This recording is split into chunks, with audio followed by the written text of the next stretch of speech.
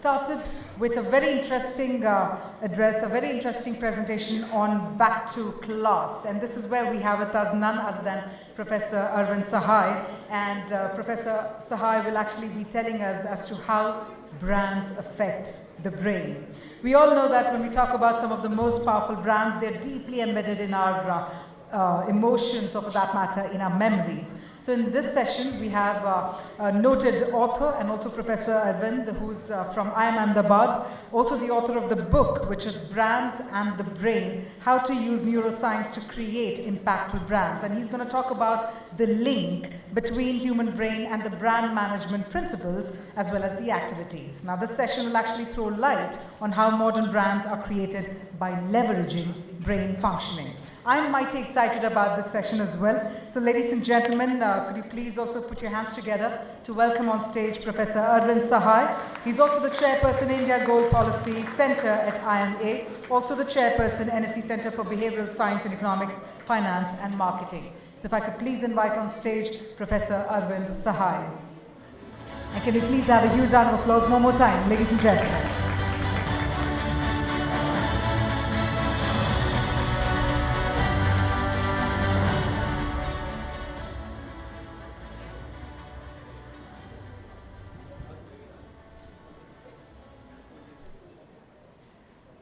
Good evening, everyone.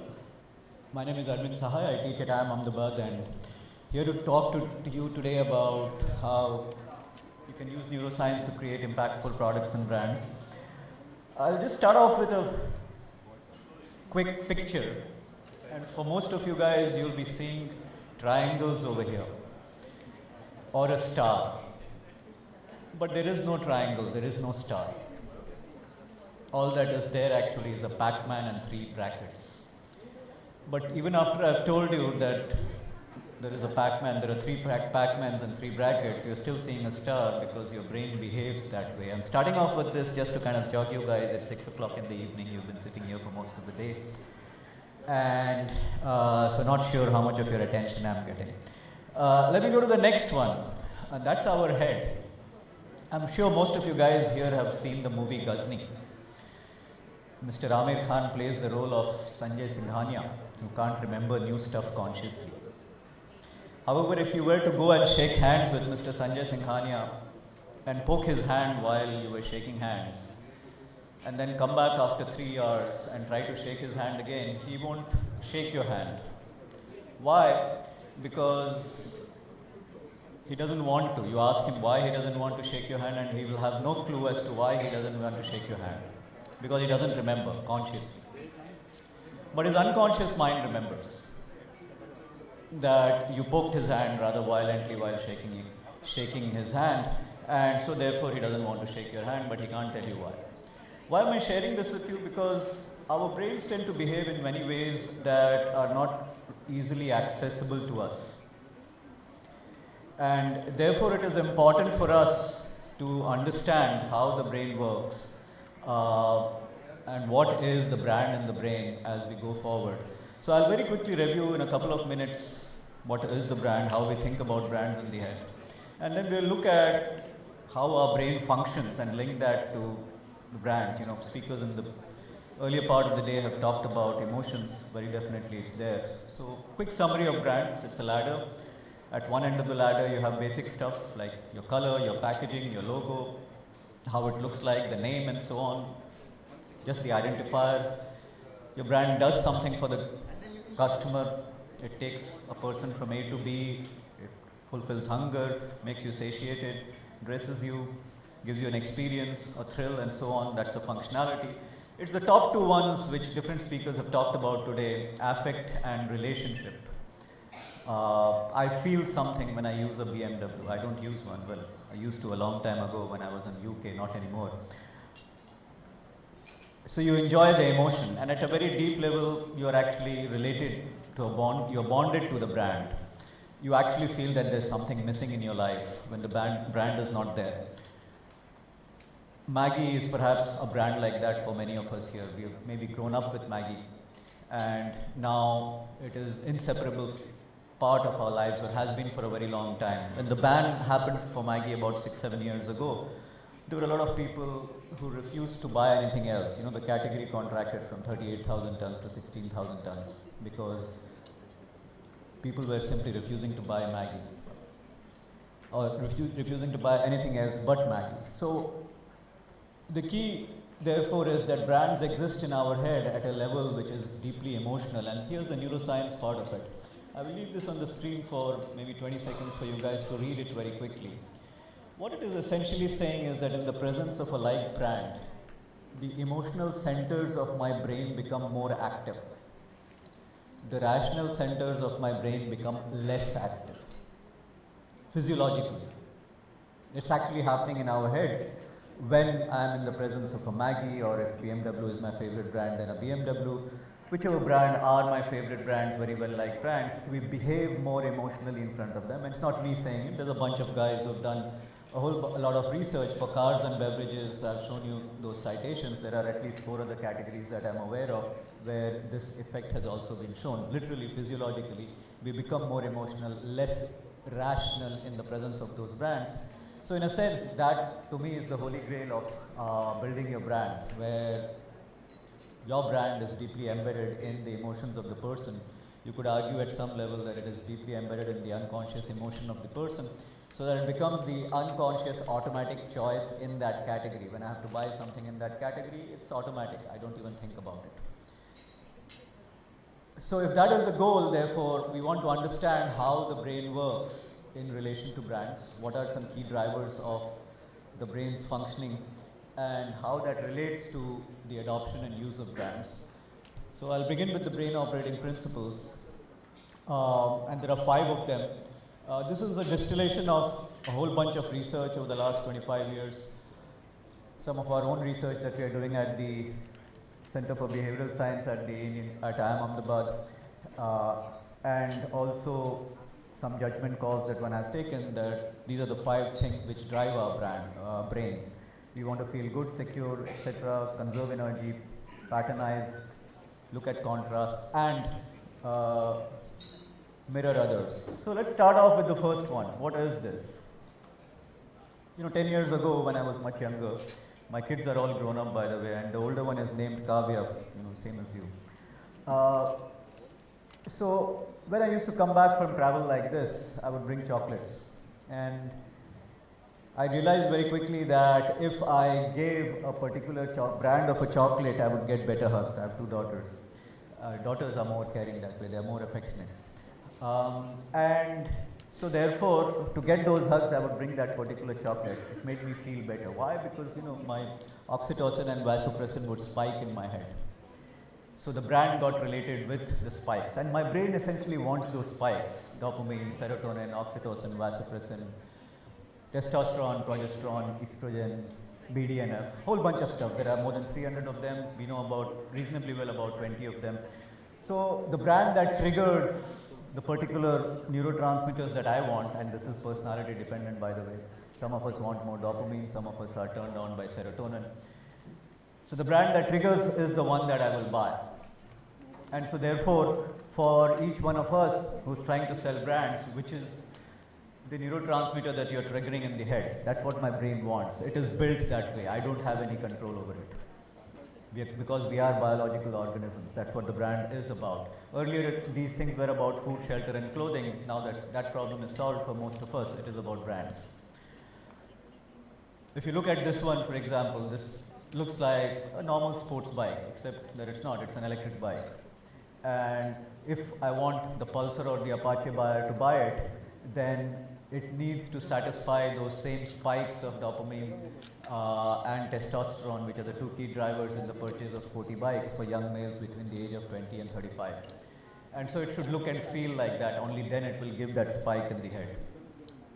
So therefore, we will buy brands that give us more of the neurotransmitters that we want. The mix of neurotransmitters that a person wants is a function of their personality, mood, time of day.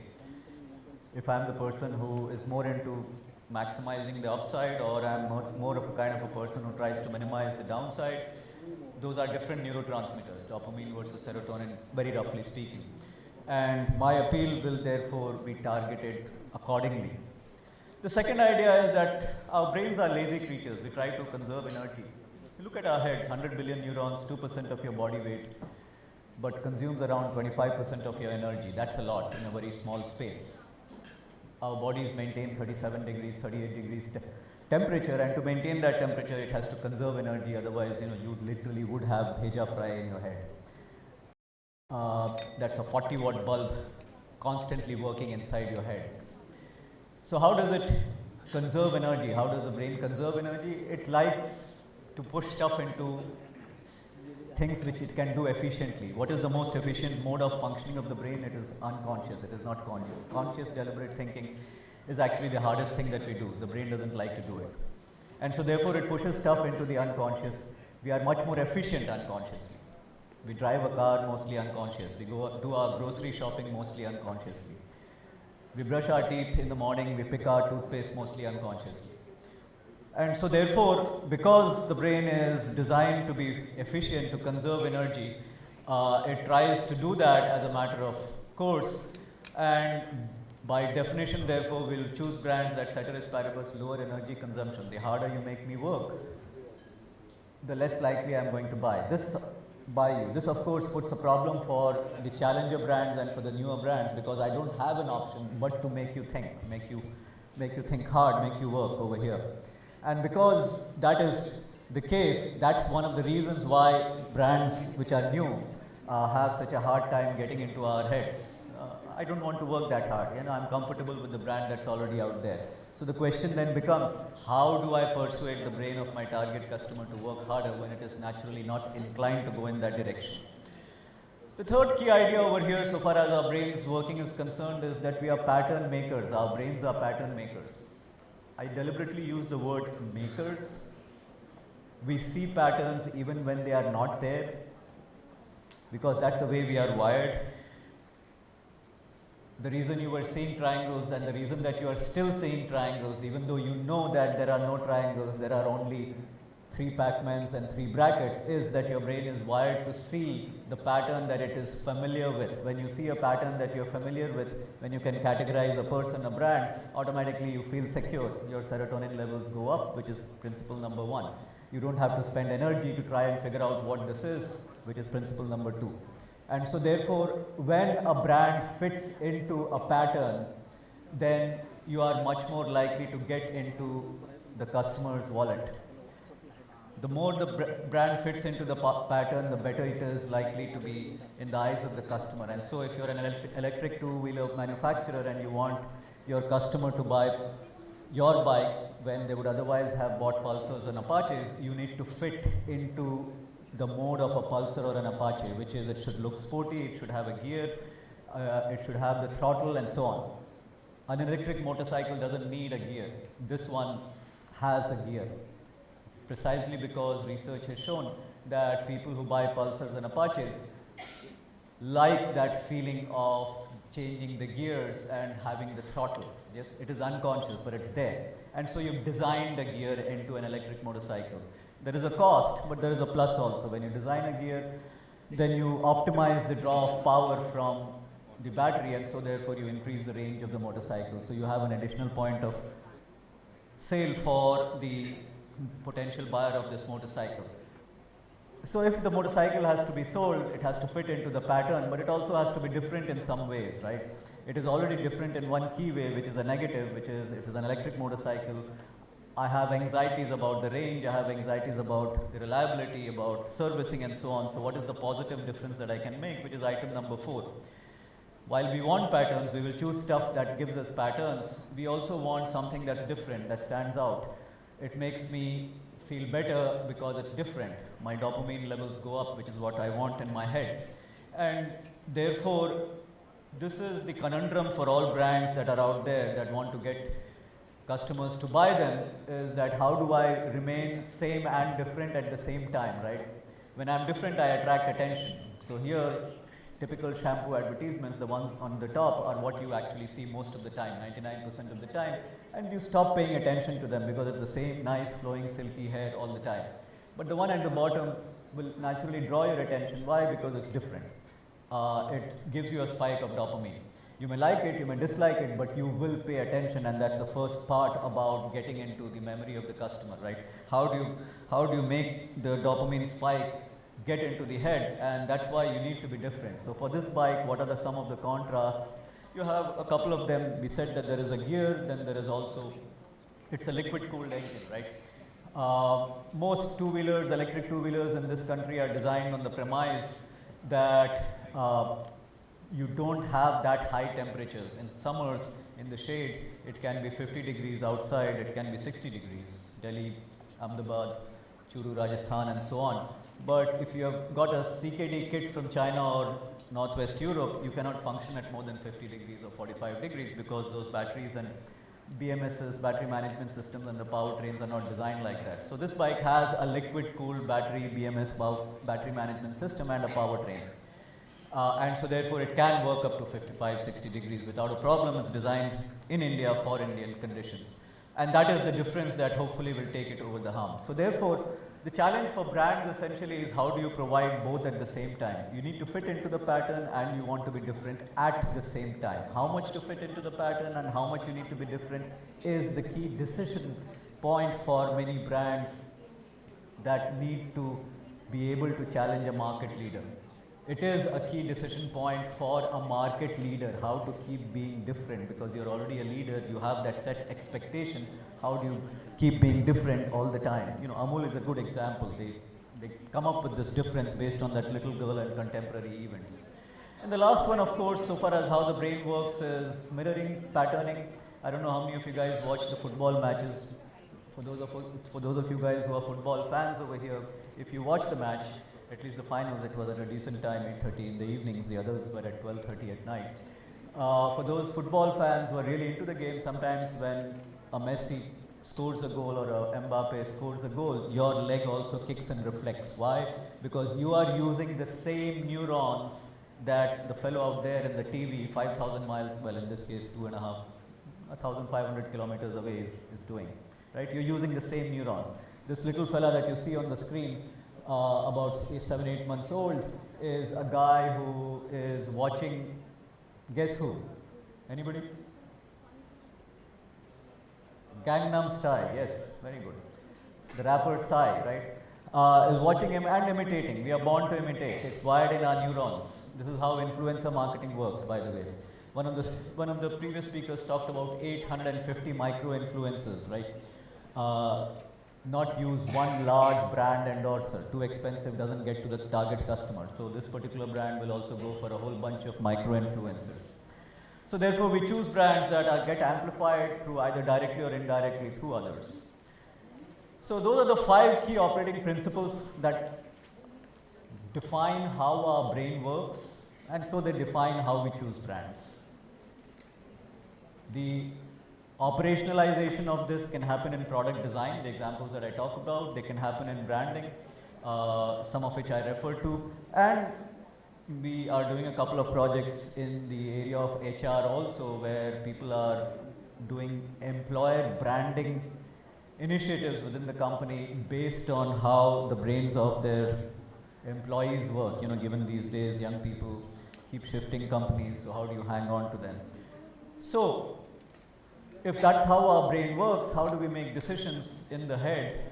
And going back to some of the earlier stuff that I had covered, our decision making is a combination of these 4, right? So if we come back to the question of these young males, 20 to 35, who are buying motorcycles in the Pulsar Apache class, some of their decision making is conscious, rational. Some of their decision making is unconscious, emotional. The question is, what is the distribution? Somebody will tell you, boss, my decision is 100% rational. There is no emotion in this decision. Such people are dangerous people because they don't even understand that their behavior cannot be not emotional. Our brains are not wired physically to make decisions without emotion, you know. We are still a little bit colonized as a country. This chap in France, what was his name? Cogito ergo sum, René Descartes, you know, I think therefore I am. The reality is that's not true. We are human, and physiologically the part of our brain that gives out the dopamine and serotonin, it all happens in there, directly influences our decision making. When we feel good, we have more dopamine or serotonin. When we have more dopamine and serotonin, we feel good. So the brand which triggers that, that's the one we will buy. As we see stimuli of the brand coming into our heads, actually dopamine and serotonin is already getting into the areas of the head which are making the decision and which are reasoning. So even our reasoning process is not independent of emotion. Coming back therefore to the decision making for the motorcycle, therefore, what proportion of the decision making for my motorcycle is going to come from the unconscious and what portion is going to come from the conscious, and how do I design my campaign to appeal to both the conscious and the unconscious? Yes. Some of the best campaigns, and I don't have the time over here to share those campaigns with you, but some of the best campaigns actually are designed directly to dive into your unconscious, and you will then, your behavior will then be influenced by that. So moving on to the last part, which is about memories. So we talked about how the brain operates, how it makes decisions, conscious, unconscious, reason and emotion. And the third part is that influences our choice of brands is memories, because that's how we choose. We feel something, memories kick in, and then we make mental shortcuts and we make selections, and then we rationalize afterwards. So what are memories? Memories are of many different types. I will just look at one, so you can ignore this, that's way too complicated. But if I look at one unconscious memory, right, some of you might remember the Cadbury's Kuch Meetha Ho Jaye campaign. What is the Cadbury's Kuch Meetha Ho Jaye campaign? What is it trying to do? It's actually trying to alter your procedural memory. What do most of us grow up with? Procedural memory is a kind of an unconscious memory. What do most of us grow up with? We grow up with the idea that on an auspicious occasion, or when you are starting something auspicious, or on a birthday, happy occasion, we have sweets. Those sweets are normally Indian sweets. It might be Kaju Ka Barfi, it might be Rasagulla, it might be Mysore Pak, whatever. Cadbury's, through its campaign, is trying to say that why don't you use Cadbury's chocolate on those occasions? And the way it is set up, boy meets girl at a bus stop or having dinner, family having dinner, and the small kid wanting Cadbury's and so on. It appeals to us, and so therefore many of us will replace the normal sweet with Cadbury. So our unconscious memory has been modified with the brand, right? So how does all of this work in practice? We have some tools that we use to get these things done. So the two most popular tools commercially, one is EEG, electroencephalograph, that we have at our lab at IIM Ahmedabad. The more expensive is fMRI, which we are trying to get hopefully soon.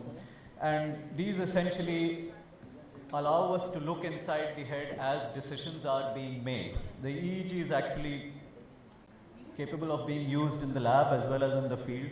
You wear a cap, and in the lab you can see the stimuli, and based on the stimuli I can image the amplitude, frequency and voltage of the brain waves. Your brain is an electrochemical factory, there's electricity flowing, and depending on the amplitude, frequency and the voltage of the waves which are happening and from where they are coming, neuroscience over the last 25 years has now allowed us to get a sense of what is driving the choice. If you make a choice, I can look inside your head and say, this is the likely reason that's driving the choice. So I no longer have to depend on self-reports.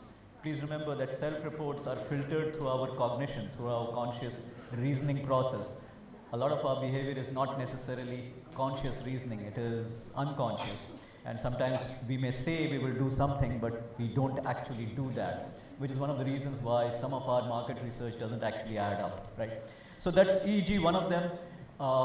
Not very expensive. We have that at our lab. We are doing projects for companies now. Most of it is for research, but some others also which we are doing. The other one, which is more expensive, so by the way, somebody used it to predict the sales of tickets also. This is what it is being used for: advertising testing, retail format testing, reactions to price changes, and so on. The other one, the gold standard these days, is functional magnetic resonance image, MRI, typical medical equipment, but modified for market research, which allows you again to see what's happening inside the head. And here I can actually say that your choice is happening because you are perceiving an anticipated gain, or you are perceiving a lowered risk, or you are liking this at this level more than the competition and so on. So I'm already a bit over time, and I can see that Kavya is standing up to kind of remind me.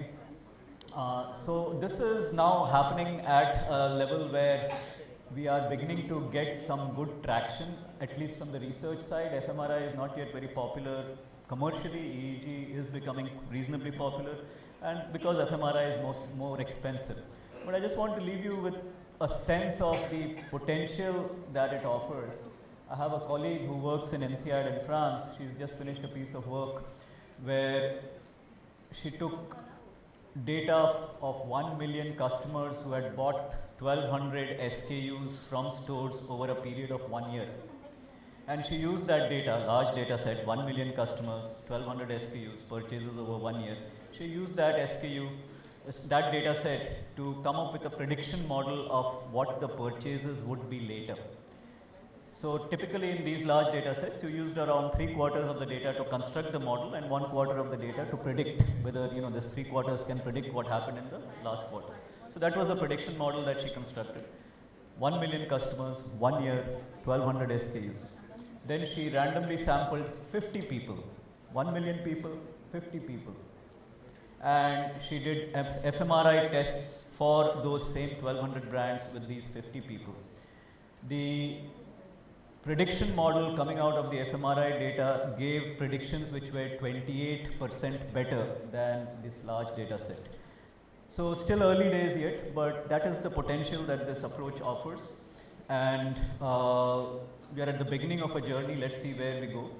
fMRI is used for advertising testing, retail format testing, mapping decision making, motivators of decision. Very useful to understand how the customer is making their decision. Right now, we're kind of flying blind because we don't really understand. The conscious, unconscious part, I can say to you with some level of confidence that this is happening. Still not there completely, but we are getting there. And to me, in a sense, I would say, if what were the future of marketing, neuro-based customer insights and its use for product design, for branding, for marketing interventions, to me is the future of marketing. Who are the companies in India who are using it?